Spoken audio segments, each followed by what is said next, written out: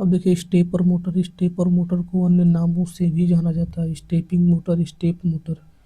इसका नाम स्टेपर इसलिए दिया गया क्योंकि यह कंट्रोलर द्वारा प्राप्त इनपुट धारा की प्रतिक्रिया में एक नियत कोणीय स्टेप द्वारा रोटेट होती है।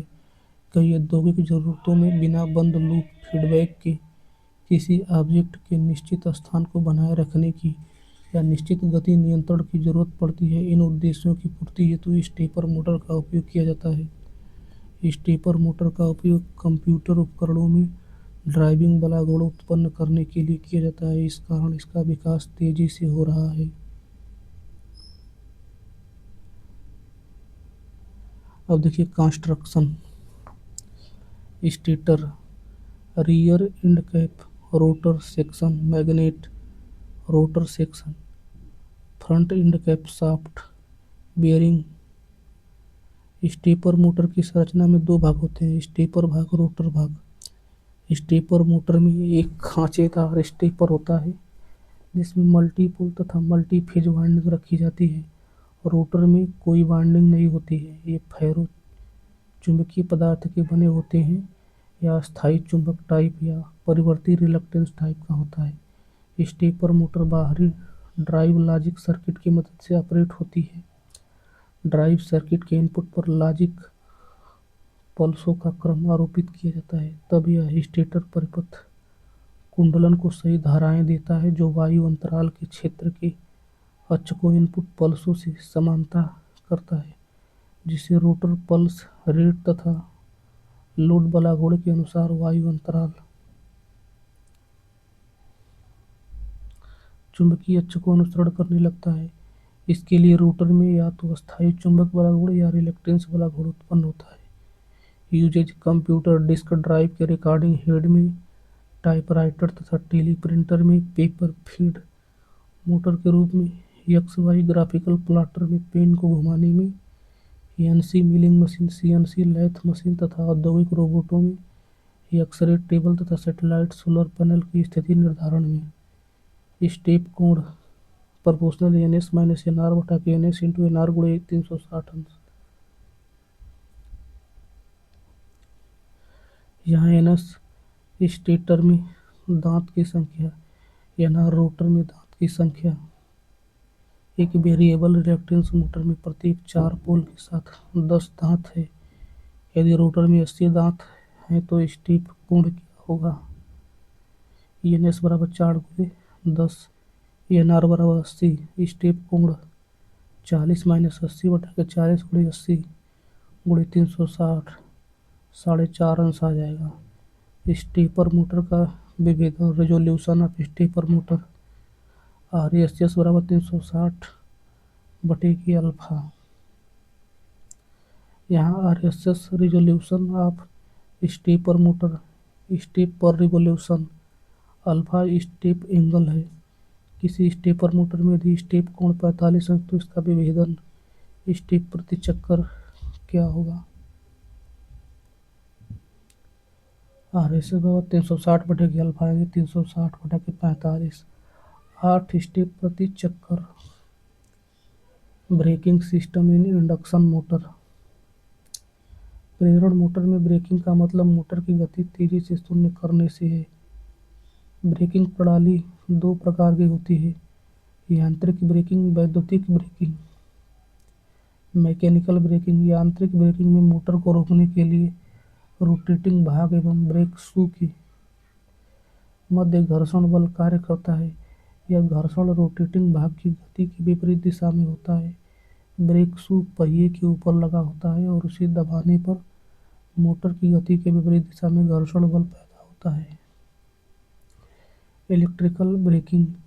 इस विधि में मोटर के रोटेटिंग भागों से संचित ऊर्जा को विद्युत ऊर्जा में बदलकर उसे ताप के रूप में प्रतिरोध को विकसित करते हैं, पुनः सप्लाई को वापस भेज देते हैं। लाइन को विद्युत ऊर्जा वापस भेजने के लिए चालित मोटर को ब्रेकिंग अवधि में ही जनित्र के समान प्रचलित करना चाहिए। विद्युत ब्रेकिंग 3 प्रकार की होती है। पहला, प्लगिंग। इस विधि में मोटर को रोकते समय उसके सप्लाई टर्मिनल को रिवर्स कर देते हैं। सप्लाई टर्मिनल बदलने से उपस्थित बलागुण भी परिवर्तित हो जाता है, जो मोटर के सामान्य घूर्णन का विरोध करता है और गति घटने लगती है। प्रयोग रोलिंग मिलों, elevator, printing press machine, tools आदि। रियोस्टेटिक ब्रेकिंग प्रणाली। इस विधि में मोटर को विद्युत सप्लाई में भी संयोजित किया जाता है। मोटर व उस पर विद्यमान भार की गतिज ऊर्जा के कारण विद्युतमान मोमेंटम द्वारा जनित्र की भांति कार्य करती है। ब्रेकिंग की इस विधि में रोटर ब्रेकिंग के लिए स्वतः ही विद्युत ऊर्जा उत्पन्न करती है। प्लगिंग विधि की अपेक्षा यह विधि अधिक महंगी होती है। अब देखिए regenerative braking system. Regenerative braking प्रणाली में ब्रेकिंग के समय मोटर जनित्र की भांति प्रचालित होकर सप्लाई को ऊर्जा प्रदान करती है। जब मोटर की गति तुल्यकालिक गति से अधिक हो जाती है तो रीजेनरेटिव ब्रेकिंग कार्य करता है। सप्लाई लाइन को ऊर्जा प्रदान करने के लिए आवश्यक है कि मोटर जनित्र की भांति कार्य करे।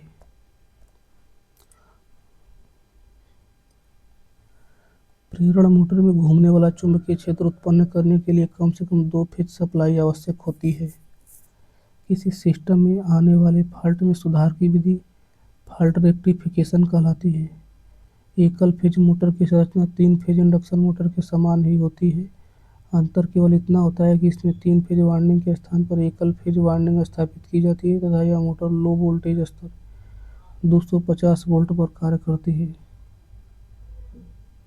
स्प्लिट फेज प्रेरण मोटर फेज स्प्लिटिंग के सिद्धांत पर कार्य करती है तथा इसका रोटर स्क्विरल केज प्रकार का होता है। स्प्लिट फेज प्रेरण मोटर में रनिंग वाइंडिंग तथा स्टार्टिंग वाइंडिंग एक दूसरे से 90 अंश वैद्युतिक अंश पर स्थापित की जाती है।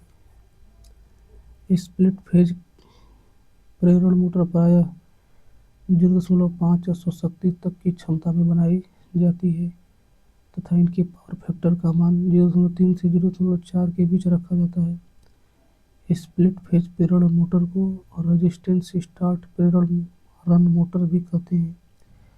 कैपेसिटर प्रेरण मोटर का रोटर भी स्क्विरल केज प्रकार का होता है।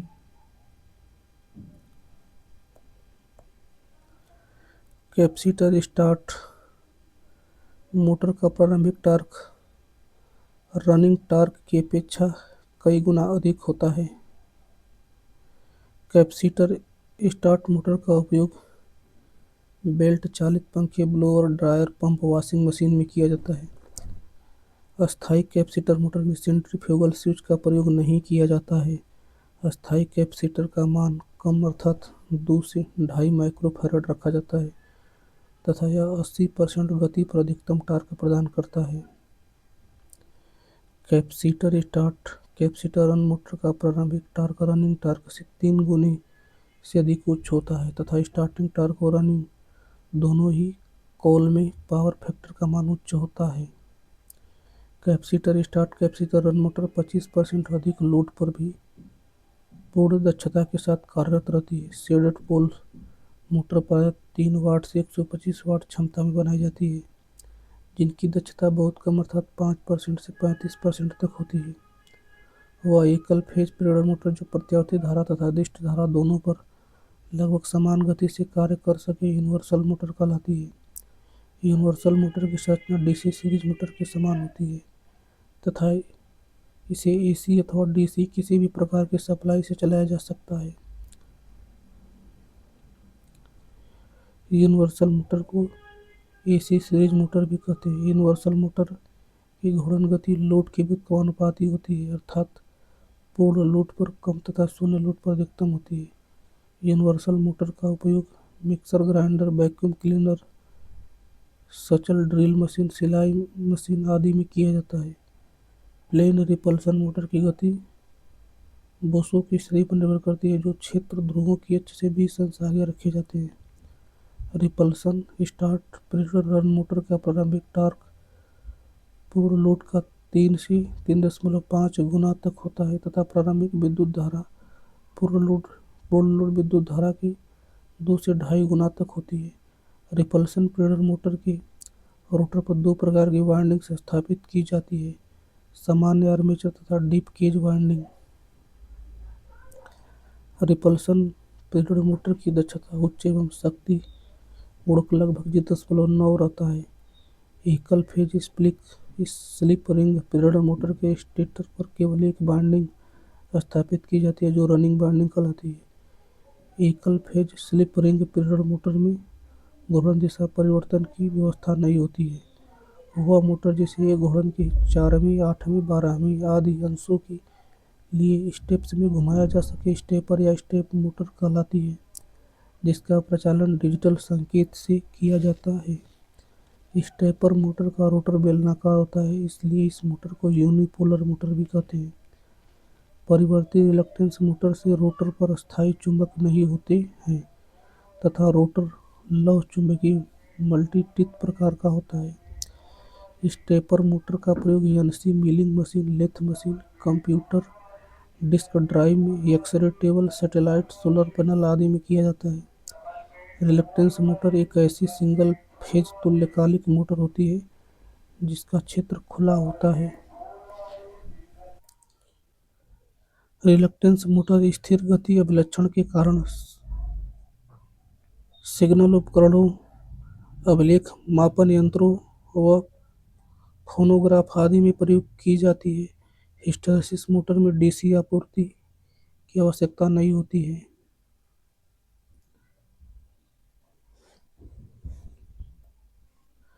हिस्टैरिसीस मोटर का रोटर चुंबकीय पदार्थ जैसे क्रोम स्टील से बनाया जाता है, जिसके चारों ओर उच्च हिस्टैरिसीस गुण वाले पदार्थ से निर्मित छल्ले स्थापित किए जाते हैं, जिसके कारण रोटर पर कोई वाइंडिंग नहीं होती है। हिस्टैरिसीस मोटर का उपयोग मुख्यतः ध्वनि उपकरणों, विद्युत घड़ियों, सूचक यंत्रों व गियर प्रणाली आदि में किया जाता है। एक से कम अश्वशक्ति की मोटर को फ्रैक्शनल हॉर्स पावर मोटर कहते हैं। निम्न लोड वाले उपकरणों में एफएचपी मोटर का प्रयोग किया जाता है। वैक्यूम क्लीनर में 3 से 4 एचपी वाला यूनिवर्सल मोटर का प्रयोग किया जाता है। छोटा लेथ मशीन में single phase capacitor run motor का उपयोग होता है तथा बड़ा लेथ मशीन में डीसी शंट मोटर का उपयोग होता है। कैपेसिटर रन मोटर का उच्च पावर फैक्टर रनिंग के दौरान उच्च होता है।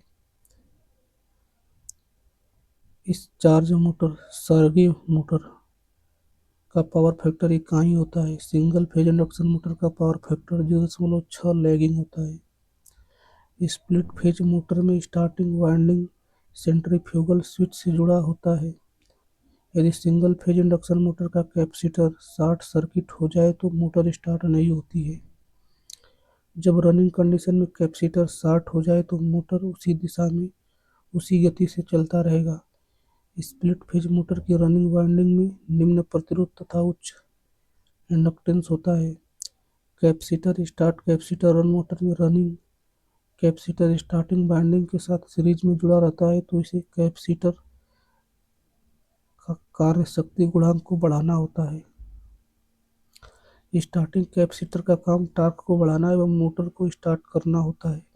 रनिंग कैपेसिटर का कार्य मोटर के पावर फैक्टर को बढ़ाना होता है। सिंगल फेज मोटर में शुरुआत के समय रोटर के द्वारा उत्पन्न टॉर्क 0 होता है। रिलक्टेंस मोटर का टॉर्क चुंबकीय क्षेत्र द्वारा उत्पन्न होता है। रिलक्टेंस मोटर अनुत्तेजित मोटर है। हिस्टैरिसीस मोटर हिस्टैरिसीस के सिद्धांत पर कार्य करता है। इसका रोटर क्रोम स्टील का बना था, क्रोमियम स्टील का। यूनिवर्सल मोटर की गति को थायरिस्टर के द्वारा नियंत्रित किया जाता है या एससीआर के द्वारा। यूनिवर्सल मोटर के घूर्णन की दिशा बदलने के लिए ब्रश लीडों को आपस में बदल सकते हैं।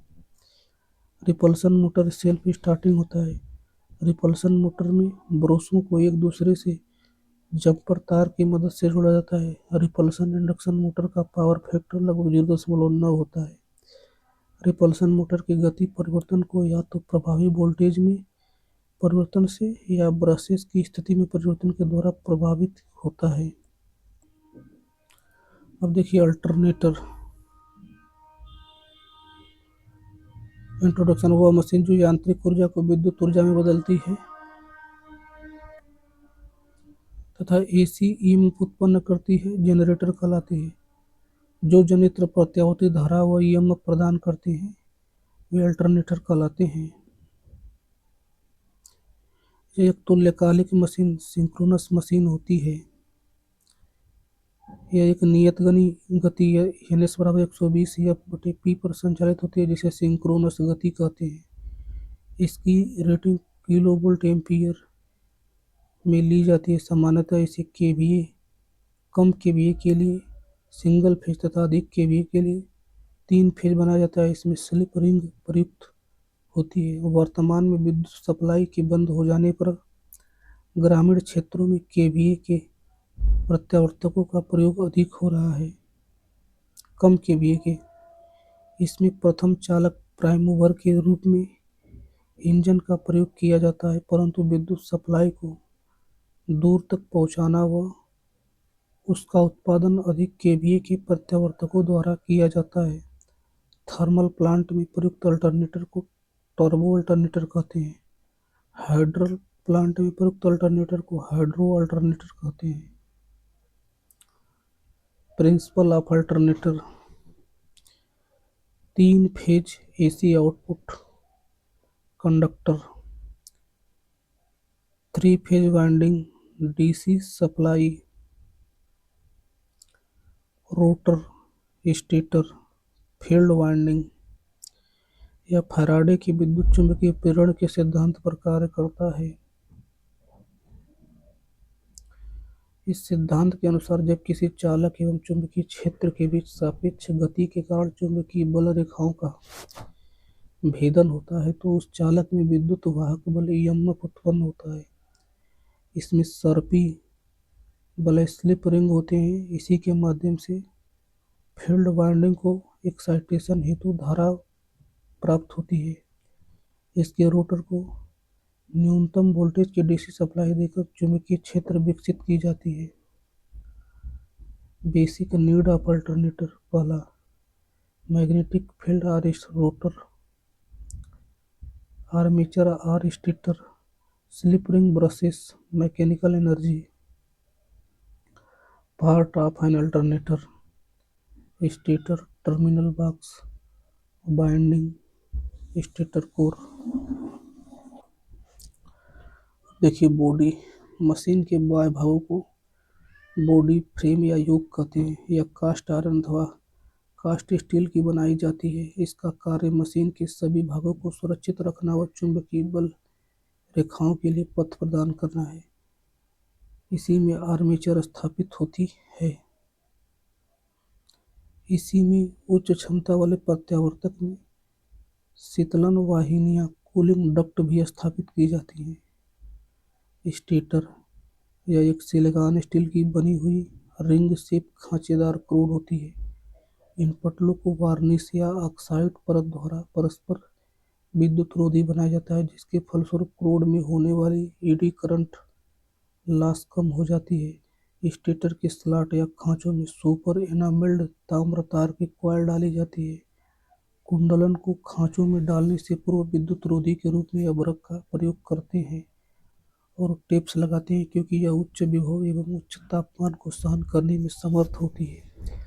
यह स्टेटर प्रेरण मोटर के स्टेटर की ही तरह कुंडलित होता है। इसके मुख्य भाग body, hook, terminal box, fit, क्षेत्र, कॉइल तथा सिलिकॉन स्टील की क्रोड में आर्मेचर चालकों के लिए खांचे या स्लॉट होते हैं। जब रोटर घूमता है तो स्टेटर में जो चालक है उसे रोटर का चुंबकीय क्षेत्र काटता है एवं विद्युत चालक बल उत्पन्न हो जाता है।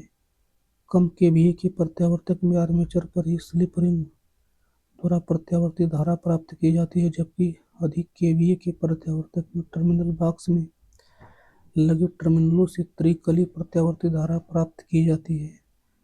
Armature slot, ventilating hole, stator frame, stator core. Stator में शीतलता प्रदान करने के लिए एक्सियल तथा रेडियल वेंटिलेटिंग डक्ट होती हैं। आर्मेचर कॉइल के लिए प्रायः निम्न प्रकार के खांचे या स्लॉट बनाए जा सकते हैं।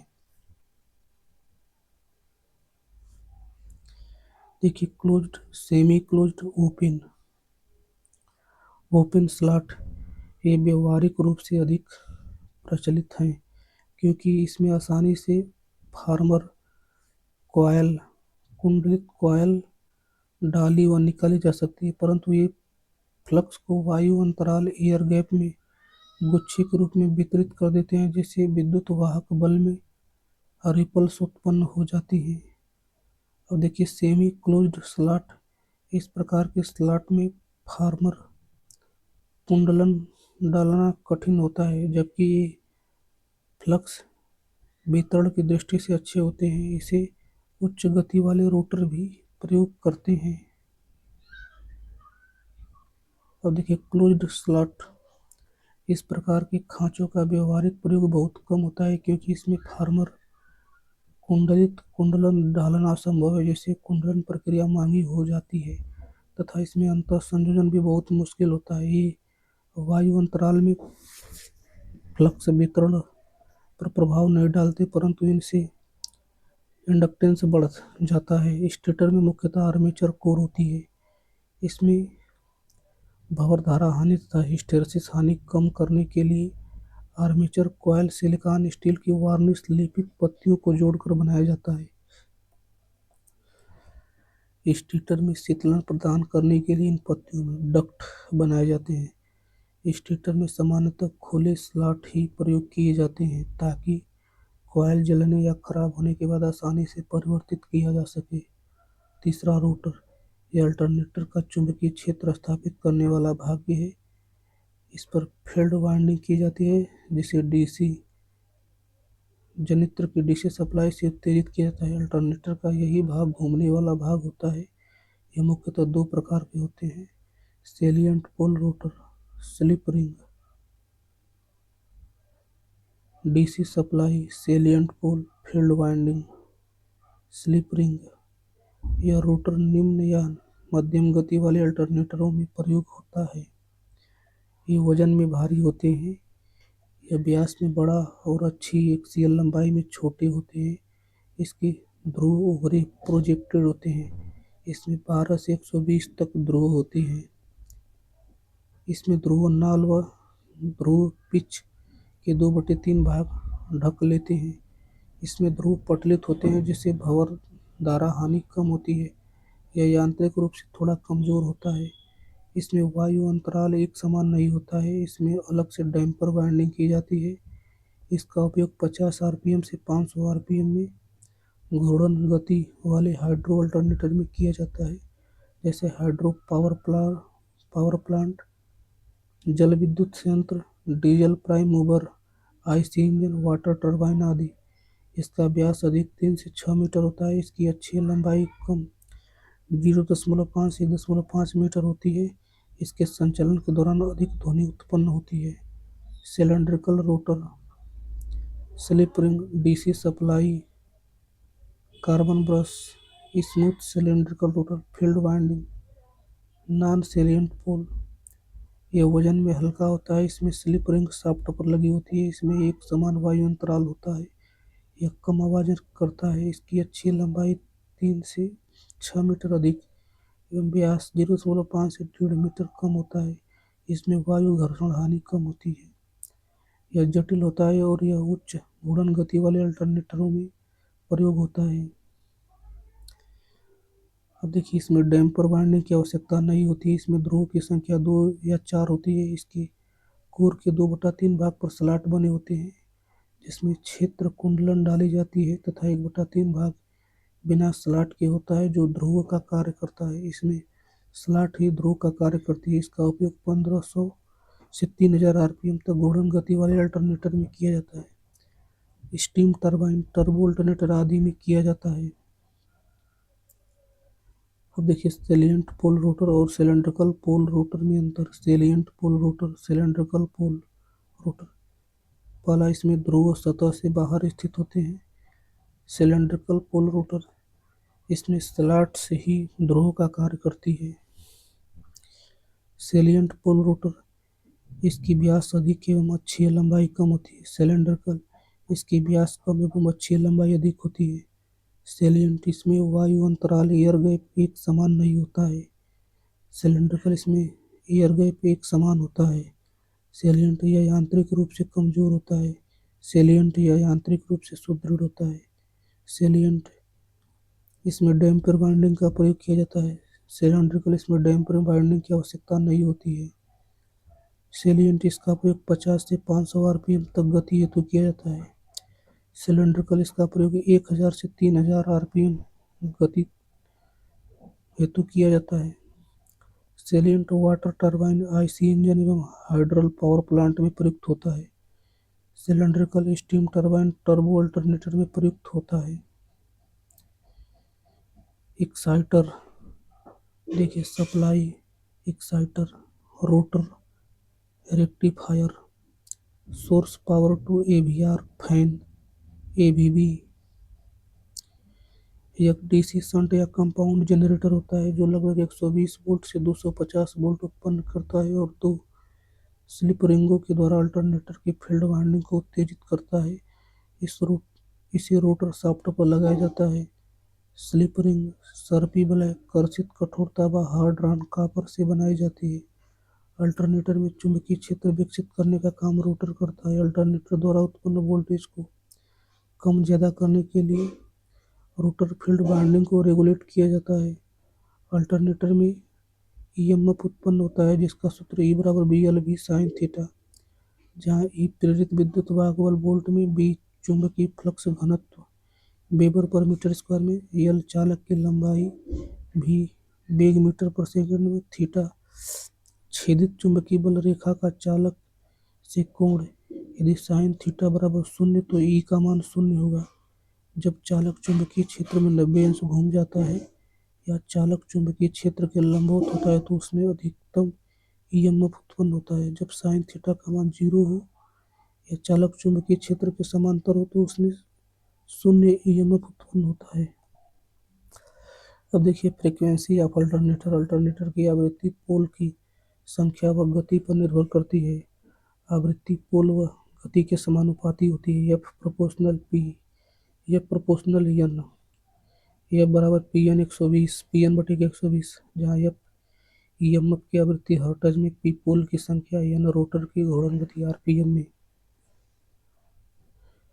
जब आवृत्ति को स्थिर मान ले तो पोल की संख्या गति के विलोमानुपाती होता है। पी प्रोपोर्शनल 1/n, तो गति का सूत्र एन बराबर 120 एफ बटा के पी। अल्टरनेटर की गति हमेशा सिंक्रोनस गति होती है।